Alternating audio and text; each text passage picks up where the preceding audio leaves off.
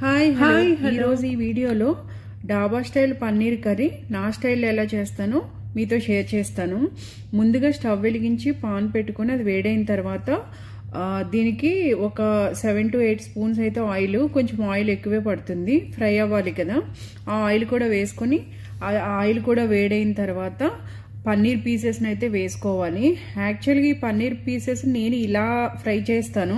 కొంతమంది ఒక బౌల్లో వేసుకొని దాంట్లో సాల్ట్, చిల్లీ పౌడరు, పెరుగు, అల్లం వెల్లుల్లి పేస్ట్ ఇలా వేసి అవి తీసుకొని ఇందులో ఆయిల్లో ఫ్రై చేస్తారు. కొంతమంది ఆయిల్లో వేసిన తర్వాత అవి వేసి ఫ్రై చేస్తారు. అలా కాకుండా నేనైతే ఇలా అవి ఎలా ఉన్నాయో అలాగే ఫ్రై చేస్తాను. అదైతేనే నాకు టేస్ట్ బాగా అనిపిస్తుంది.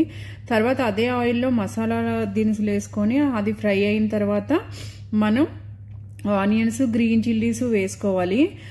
కొంతమంది ఆనియన్స్ పేస్ట్ వేస్తారు. అలా పేస్ట్ వేయకుండా ఇలా చిన్న చిన్న పీసెస్గా వేస్తే అది చాలా బాగుంటుంది టేస్ట్ అయితే.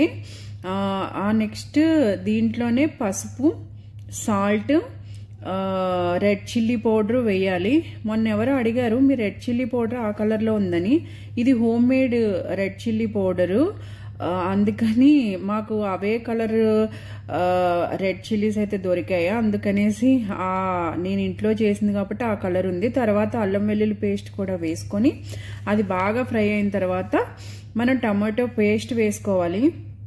యాక్చువల్గా దీన్ని కూడా కొంతమంది చిన్న చిన్న పీసెస్గా చేసి వేస్తారు, అదొక టేస్ట్ వస్తుంది. మనం ఇలా పేస్ట్ వేస్తే ఇదొక టేస్ట్. నేను ఆనియన్స్ అలా వేసాను కాబట్టి టమాటోస్ అయితే పేస్ట్ చేశాను. ఆ టమాటో పేస్ట్ బాగా కుక్ అయిన తర్వాతే మనం పన్నీర్ పీసెస్ అయితే వేసుకోవాలి. ఈ పన్నీర్ పీసెస్ వేసిన తర్వాత కూడా మనం ఒక 2 to 3 minutes అయితే దాంట్లోనే అలా కుక్ అయ్యేలాగా ఉంచాలి. ఎందుకు అంటే టమాటో పేస్ట్లో చాలా వాటర్ ఉంటుంది కదా, ఆ వాటర్ అంతా పోయి ఆ టమాటో పేస్ట్ టేస్ట్, మనం వేసిన జింజర్ గార్లిక్ పేస్ట్, సాల్ట్, ఇదంతా పన్నీర్ పీసెస్కి ఇలా పడుతుంది అనమాట. అది ఒక 2 to 3 minutes అయిన తర్వాత చాలా తక్కువ వాటర్ పడుతుంది.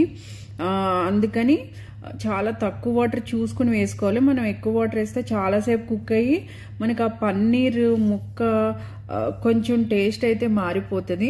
తర్వాత మూత పెట్టుకొని ఒక 4 to 5 minutes అయితే మనం దీన్ని అయితే కుక్ చేసుకోవాలి. ఇది ఇలా కుక్ అవుతున్నప్పుడే ఇంకా 2 to 3 minutesకి అయిపోతుంది అనగా మనం 1 స్పూన్ గరం మసాలా, ఇక్కడే 1 స్పూన్ చికెన్ మసాలా వేసుకోవాలి. ఎందుకు అంటే మనకి ఆ టేస్ట్ అన్నది డిఫరెన్స్ తెలుస్తుంది అనమాట.